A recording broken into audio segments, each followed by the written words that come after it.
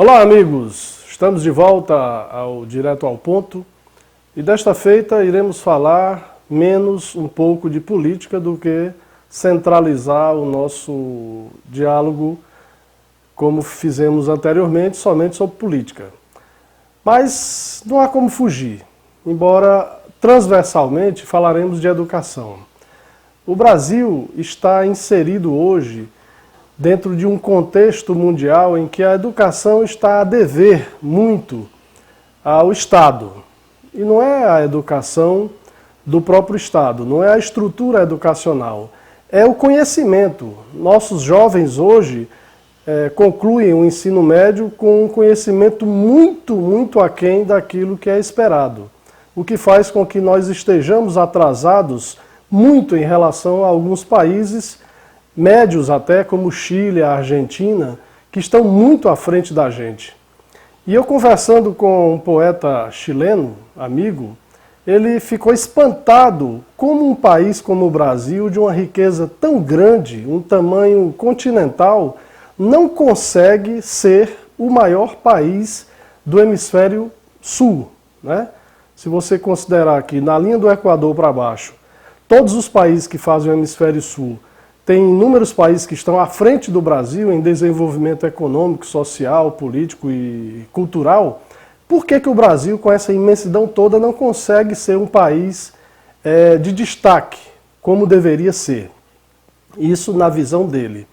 E diz como é que um povo consegue cultuar jogador de futebol como Neymar, que não demonstra qualquer intimidade com a cultura, com a educação, com as formas de convivência universais calcadas na cultura, e não cultua os seus escritores.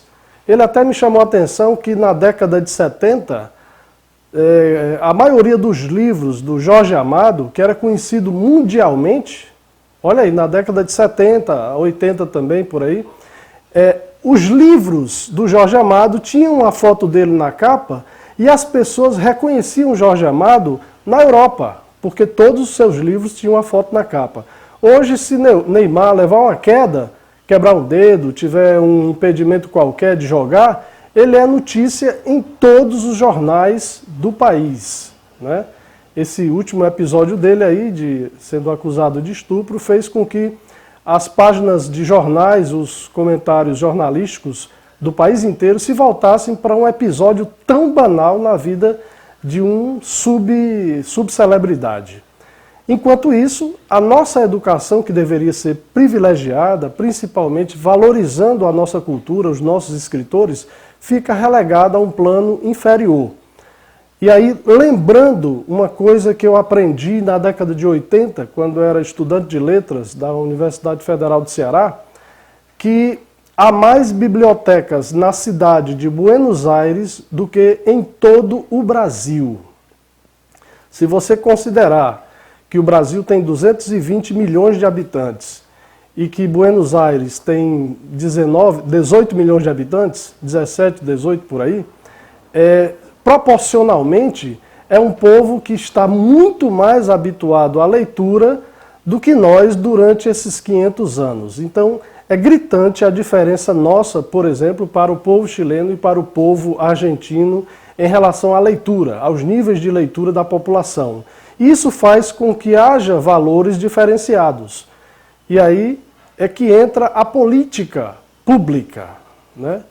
E nós, infelizmente, com o Ministério da Educação entregue a uma pessoa completamente incapaz de compreender os processos educacionais que existem no mundo, de renegar a marginalidade, o maior educador do hemisfério sul, que é Paulo Freire, um dos maiores do mundo, um cara que é estudado em Harvard, diferentemente de alguns ministros que disseram que fizeram mestrado em Harvard e nunca pisaram lá.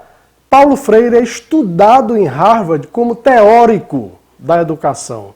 Então veja quanto disparate nós temos hoje com relação à educação, com relação à cultura, de um povo que está à mercê de uma política de divisão. Bolsomínios e esquerdopatas. Ambos estão equivocados.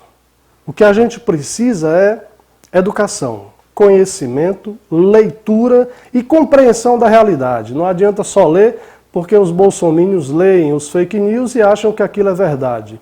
Os esquerdopatas se apegam a determinadas estruturas mentais que a esquerda desenvolveu ao longo do século XX e continuam repetindo como fórmulas vencidas.